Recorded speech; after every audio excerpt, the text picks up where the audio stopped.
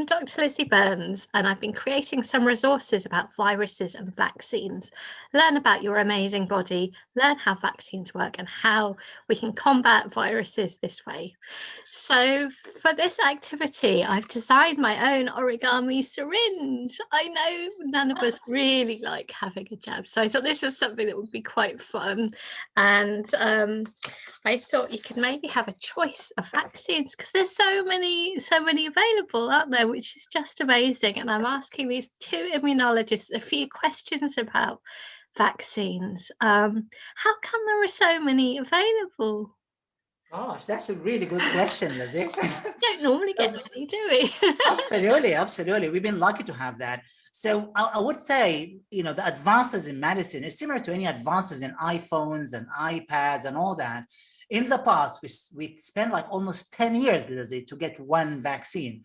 Now, within 1 year, we managed to get that many vaccines. It's just tell you how much advances we have in medicine generally and in the immune system specifically.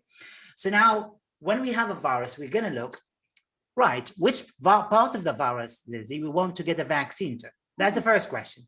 And which type of vaccine we need to get to this virus so we prevent our body from getting the infection. So look here, we've got two main vaccines in the UK. Yes, we have the AstraZeneca and the Pfizer vaccine. You're absolutely right. You're absolutely right.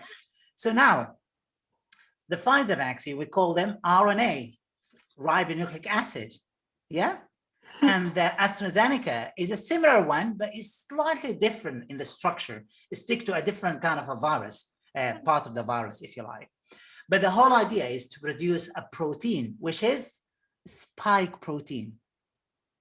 And why the spike protein is important? Right. Yes, here we go. Because the scientists had a look on when the virus comes to the body, how the virus get inside our body. That's kind of the first question. Then they found, the spike protein actually is the one to blame because the virus tried to get to the body through the spike protein. So when we had a look on the body, we've seen the body produce a lot of antibodies against the spike protein, as you've seen early on.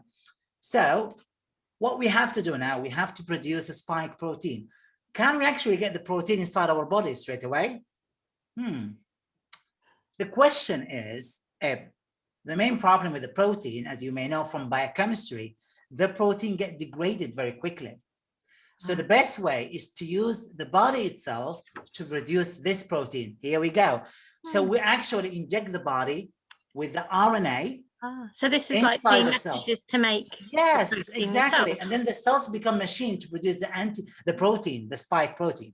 Yes. Wow. And then the immune system are going to respond to the spike protein by antibodies and T cell.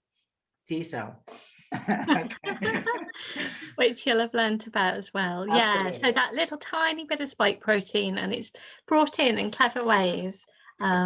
Fantastic. And so the RNA vaccines that we've been hearing about is a whole new type of vaccine, and they have to be kept very cold. How come?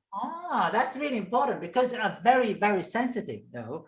So we cover them with a particular lipid layer, and we have to keep them in a very low temperature yes. in very special kind of fridges to kind of transfer them through. Now, when we get them out of the fridge, it's only a few hours we need to use them. Otherwise, the RNA will degrade, and then we cannot use it anymore. That's the problem. It's quite delicate, yeah. I guess so in a way, the AstraZeneca vaccine being kept in a fridge is quite an advantage for the whole world, really, isn't it? Absolutely. Yeah, that's going to be more practical. Yeah. And so I've been hearing about these different doses. First of all, why do we need 2 doses? And why this gap between them? Why not just get it over and done with as quickly as possible? Well, let me tell you. So the immune system is very clever, right? When the first time they see an invader to the body, they try to produce antibodies and T cell against that invader. Now, when we have the first dose of the vaccine, the body will produce antibodies and T cell to fight against that particular protein. But now, the most important thing in the body, we need to produce a memory in the immune system. What I mean by memory is a long-term immunity or protection against the virus. Now, how can we develop that? How we can develop that is two ways. The first and the most important way is to get exposure for the first time. The body produces some sort of a memory, but then when you have a second exposure to the virus or the bacteria or the vaccine, then we have a long-term memory. Now, if we get an infection first with a virus, we can be well or mild or severe unwell. But if you have the vaccine, you're not going to be unwell, but you have the protection against the virus. Now, when we have a second dose after a few weeks, then you develop a long-term memory. And when you have the long-term memory, that we don't know how long that will last, but that will protect you. When the virus comes in, the real virus, then you're not going to be that severely unwell.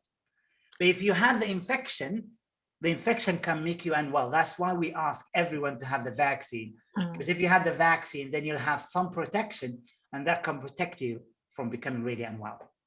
Excellent. But there is, do all vaccines need 2 doses, or it's just in this case we want to make sure? Oh yeah, no, that's a really good question. Well, a lot of vaccine, they need more than 1 dose.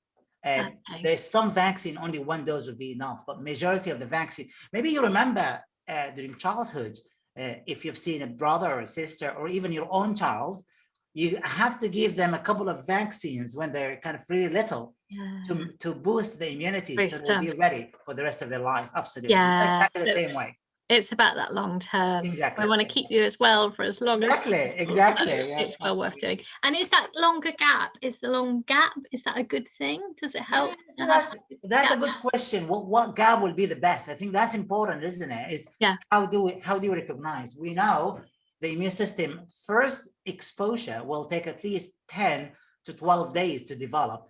And that first exposure may take up to 3 weeks to mature. So then after that, the second dose can be any time after that to give you the booster vaccine. Excellent. Wow. It's an amazing thing. So yes, I designed this this origami syringe just for fun, but I think because it shows the hope that science brings. And yeah, I've recorded a separate video as to how to fold this. So I hope you've enjoyed these conversations, and I hope you can get creative. We'd love to see what you've been making as well. Thank you very much as well. Thank you.